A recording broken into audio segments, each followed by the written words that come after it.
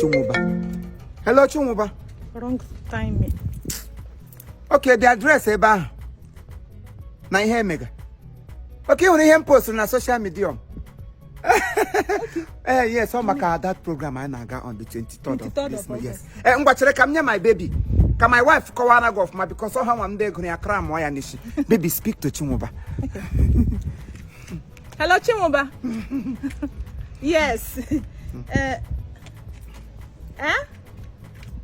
Okay, on the third. Wait first. Oh my man, 23rd of August 2024. August, yeah, month time on email. At St. Cyprian's Anglican Church, Umuihi, Uboma, Imo State. Imo State. From 10 a.m. From 10 a.m. From 10 a.m. Till Mama calls. Now Africa time, 10 a.m. on the dot. In fact, it's sharp. Before 10, in fact, hand. So we are kicking off by 10. Yes. It's in the name. Of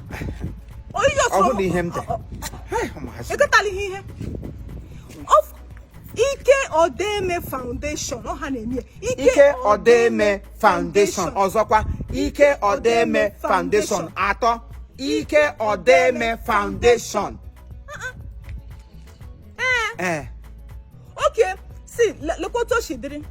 Are you listening? You talk too much. Listen first. Can I speak to him? Hello? I think going to go too much. Yes, on the 23rd of this month, Imanike Odeme Foundation has been helping a lot of people. They have empowered so many people. They have been helping, especially the youths, the mothers, ones, yes. The less privileged people. Less privileged, okay? Less privileged. Oh, what? It's all phone. It's all phone. Let privilege now. Let's hold on, because I will misunderstandment. So, Imana Ike Odeme Foundation have built houses for people. So many people, uncountable. In Igbo land, not just in Imo State. Especially the aged ones. The weak ones, the youth, the less privileged, like I said before. They have, even the other time, Hagara Jos. That school who collapsed in Jos. Yes. They were there. So many parents that lost their children, Mande Kumuhan on a hospital, Hanye Charahego to support them, to rehabilitate them, to rise them, and to give them comfort and comfortability. And when I heard it, I was so amazed. Samba Kidi Foundation, they have. Who are these people?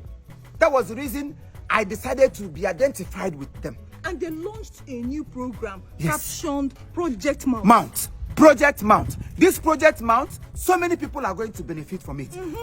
40 youths will be going home with 500,000 naira each.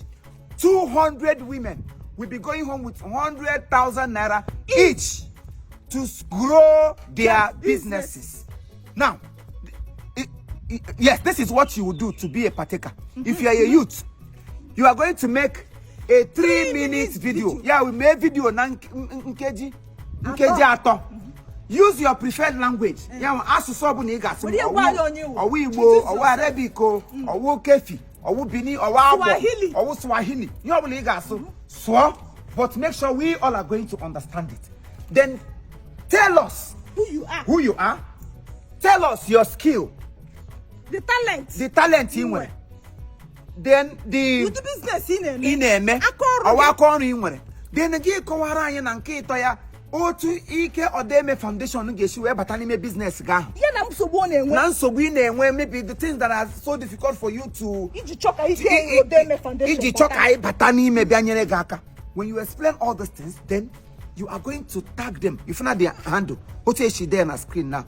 Facebook, Instagram, TikTok. Just tag them. Share it on all your social media handle. Then you will stand a chance to win.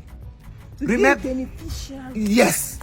So please, we must know what you are doing. You get something in the meme. before I name remember 40 youths, 500,000 naira each. But don't just swallow it alone. What I got again now, one also. Only us are here, one also. Only also, one also. Yeah, tell one another to tell one another's. To tell one another's. Then another's. So I can get spread there so that urgent 2K Allah. Ellen Dan I been a page my comment. Because help me buy sewing machine. Here celebrities now. Oh, I'm going on. I'm celebrity being a celeb. Celebrities. Sister Maggi Bega Muna one when Chiefimo Bega and so many others. So many of them. We are unmentionable. Wouldn't we? Hello? Hello? As you bully on no information was Bokoto. Or tell the guy summarize. Oh, you want to create the sharp. Or for post a video. Do not say we did not tell you. As on your phrases, we have seen this good opportunity now, and we are bringing it to your doorstep. In a chamber, I want to give you the post why. This video is worth sharing. Yes. Share it. You cannot give somebody money, but if you bring opportunity to somebody to make money, you have also saved their life. Just like giving somebody fish and teaching that person how to fish. Fish. We have brought fish. We are not teaching you how to fish. So it's left for you to use your talent, use your head, use your brain. Seize this opportunity of this epoch event and come and showcase that which you have. So many things. Come and showcase. Your gent 2K. All these things will stop. It is over. Ike Odeme Foundation. Again. Ike Odeme Foundation. Again. Ike Odeme Foundation. Again. Ike Odeme Foundation. 23rd of August 2024, 10 a.m. on the dot. St. Cyprian's Anglican Church, Umuihi, Ihitu Boma, Imo State, Nigeria.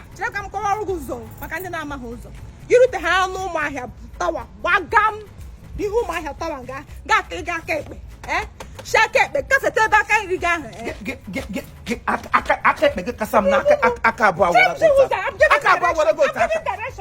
even on our Ben Nagana, when you get to that local government. Where I got my baby. So please come on, come on. See you on that day. They're going to be love. A memorandum that is you loving your neighbor as come on, Ghana, what do you want to do? Because them in a position.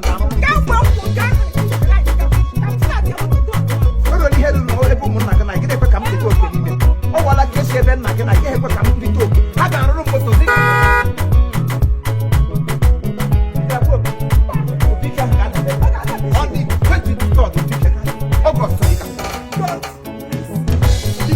got motor when we